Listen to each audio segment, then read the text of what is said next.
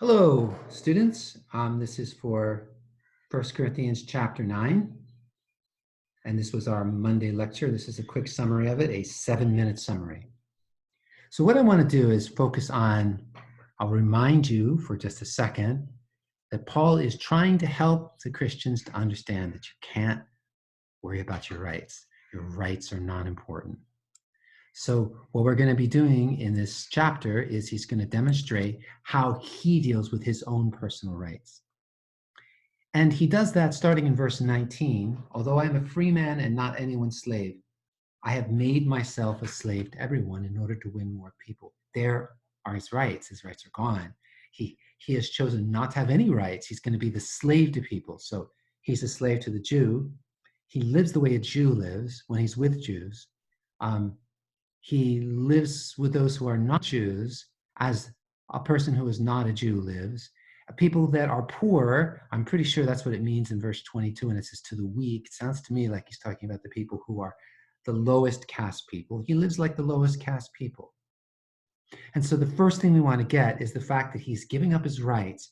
He's giving up his rights for a very important reason, which we'll see about in a minute. Does this mean that when Paul ministers to people who are not under the law, does that mean that Paul does sinful things with them? No. He says to those who are without that law, like one without that law, not being without God's law, but within Christ's law, to win those who are without law. And what he's saying is that even if he's with people who are without law, he still follows the law of Jesus Christ, which is a very powerful and all-containing thing. Remember, when we look at the Sermon on the Mount, Jesus takes what the law of Moses says, and Jesus takes it and like ramps it up. He makes it like 5 times more overwhelming, well, way more than 5 times.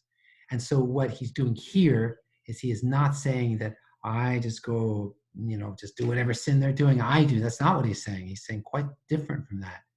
It's going to be according to Christ's law. And then notice the reason is in verse 22. To the weak, I become weak in order to win the weak. I have become all things to all people so that by every possible means, I may save some.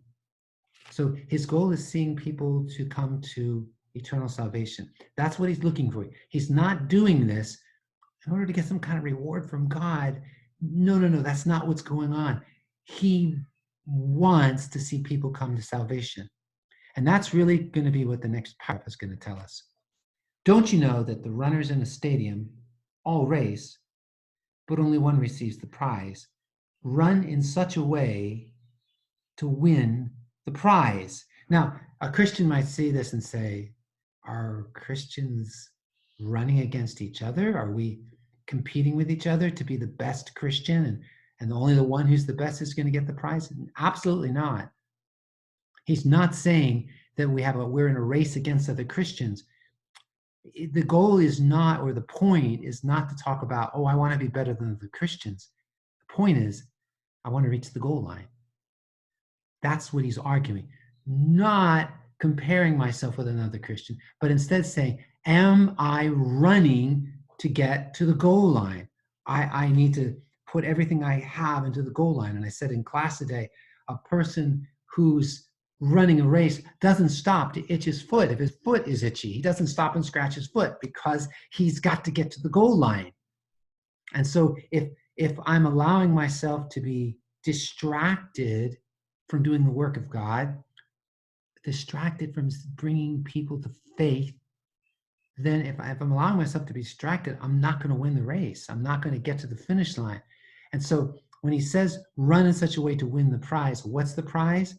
Well, the prize is that by every possible means, he will save some. And then notice in verse 25, not everyone who competes exercises self-control. See, the Corinthians are not exercising self-control. The Corinthians, they're eating in idols' temples because that's where community meals are held. And they're eating there. And Christians who aren't as well educated in the gospel think that it's sin to eat in an idol's temple.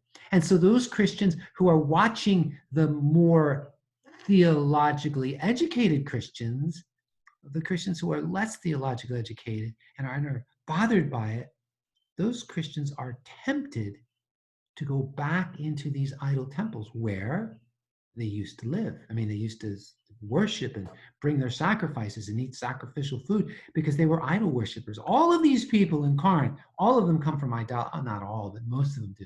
There are a few Jews there, I guess, but you never read about Jews in Corinth in First Corinthians or Second Corinthians. Instead, these sound like people who come from a background of idol worshippers. Remember, the converts, they've been Christians for 5 years, 6 years, 4 years. And it's important to get that in your mind to realize that they really are affected by it. This is something that's really disturbing to them. So, what does Paul say?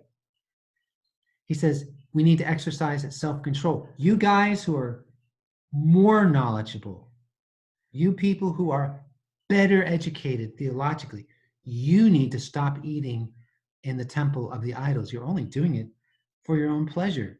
You need to exercise self-control. You need to give up your desire to have what? Fellowship with other people in the community, eating in an idol's temple, or you like the food that they serve there, or you like the atmosphere of being there. You're educated and you know that an idol is nothing, and so you can do it. That's great. But the problem is that even though you're educated and you know that an idol is nothing, by going there, you're causing your brother to stumble, your sister to stumble, because they're not as educated as you are theologically. And they don't understand that an idol is nothing. And when they see you do it, they think maybe they can do it, and maybe they're going to go back into idolatry. Therefore, he says, I do not run like one who runs aimlessly. I have a goal. I do not box like one beating the air. I have a goal. I discipline my body and bring it under strict control so that after preaching to others, I myself will not be disqualified. In other words, if I'm running a race and I don't have a goal, I'm never going to win the race. I'm not even going to get to the finish line because I don't have a goal. If I'm in a boxing match and I don't have a goal, I'm never going to win the match. Okay, the timer says that we're done. So I hope this has been helpful. Have a great week. If you have any questions, please ask me. God bless.